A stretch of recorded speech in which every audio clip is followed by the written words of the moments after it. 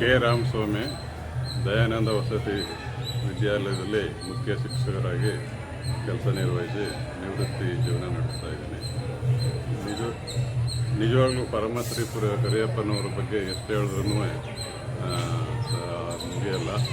ಅವರು ಪ್ರಥಮವಾಗಿ ಈ ಕಾನ್ಕನಹಳ್ಳಿಯನ್ನು ಕನಕಪುರ ಈ ಮಟ್ಟಕ್ಕೆ ಬೆಳಿಬೇಕಾದ್ರೆ ಅವರ ಪ್ರತಿಶ್ರಮ ಎಷ್ಟು ಹೇಳಿದ್ರೂ ಸಾಧ್ಯವಾಗಲ್ಲ. ನಿಜವಾಗ್ಲೂ ಹಳ್ಳಿಗಾಡಿನಲ್ಲಿದ್ದಂಥ ಪ್ರದೇಶವನ್ನು ನಗರ ಪ್ರದೇಶವನ್ನಾಗಿ ಮಾಡಿ ಲಕ್ಷಾಂತರ ಜನಗಳು ವಿದ್ಯಾರ್ಥಿಗಳು, ಬಡ ವಿದ್ಯಾರ್ಥಿಗಳು ಎಲ್ಲ ನಮ್ಮ ಪ್ರಪಂಚದಾದ್ಯಂತ ಕೆಲಸ ಮಾಡ್ತಾಯಿದ್ದಾರೆ. ಅದಕ್ಕೆ ಕಾರಣಕರ್ತರು ಅಂದರೆ ಪೂಜ್ಯ ಶ್ರೀ ಕರಿಯಪ್ಪನವರೇ. ಇಲ್ಲಿ ಓದ್ತಕ್ಕಂಥ ಮಕ್ಕಳೆಲ್ಲ ರೈತರು, ಬಡ ರೈತರ ಮಕ್ಕಳು, ಕಾರ್ಮಿಕರ ಮಕ್ಕಳು, ಅನೇಕ ಬಡ ಮಕ್ಕಳುಗಳ ವಿದ್ಯಾಭ್ಯಾಸ ಮಾಡ್ತಾಯಿದ್ದಾರೆ. ನಮ್ಮ ಸಂಸ್ಥೆ ಸಾಲ ಶುಲ್ಕವನ್ನಾಗಲಿ ಯಾವುದೇ ಆಗಲಿ ಏನು ಹೆಚ್ಚಿನ ಪ್ರಮಾಣದಲ್ಲಿ ತೆಗೆದೆ ಒಂದು ರೀತಿ ಹೇಳಬೇಕಂತಂದರೆ ವಿದ್ಯಾ ಫ್ರೀ ಎಜುಕೇಷನ್ ಅಂತ ಹೇಳ್ಬೋದು.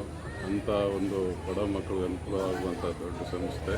ಇತ್ತೀಚೆಗೆ ಶ್ರೀಯುತ ಶ್ರೀಕಂಠ ಅವರು ಅಧ್ಯಕ್ಷರಾದ ಮೇಲಂತೂ ಇನ್ನೂ ತುಂಬ ಒಳ್ಳೆಯ ಕೆಲಸಗಳನ್ನು ಮಾಡ್ತಾಯಿದ್ದಾರೆ.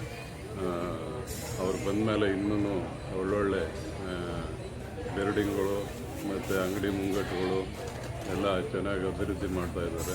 ಶಾಲಾ ಕಾಲೇಜುಗಳಿಗೆ ಏನು ಅನುಕೂಲ ಬೇಕಾದ್ರೂ ಕ್ರಮ ಕೈಗೊಳ್ತಾರೆ.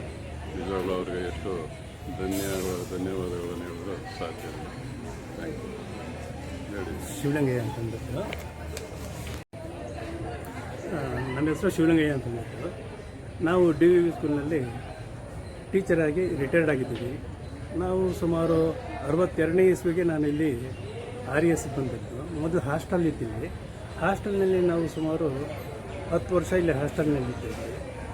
ಇಲ್ಲಿ ಊಟನೂ ಕೂಡ ಕೊಡ್ತಾಯಿದ್ರು.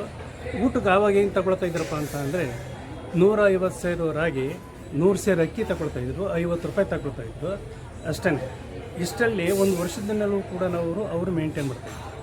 ಆವಾಗ ಸುಮಾರು ಒಂದು 400-500 ಜನ ಮಕ್ಕಳುಗಳಿದ್ದಲ್ಲಿ ಹಾಸ್ಟೆಲ್ನಲ್ಲಿ.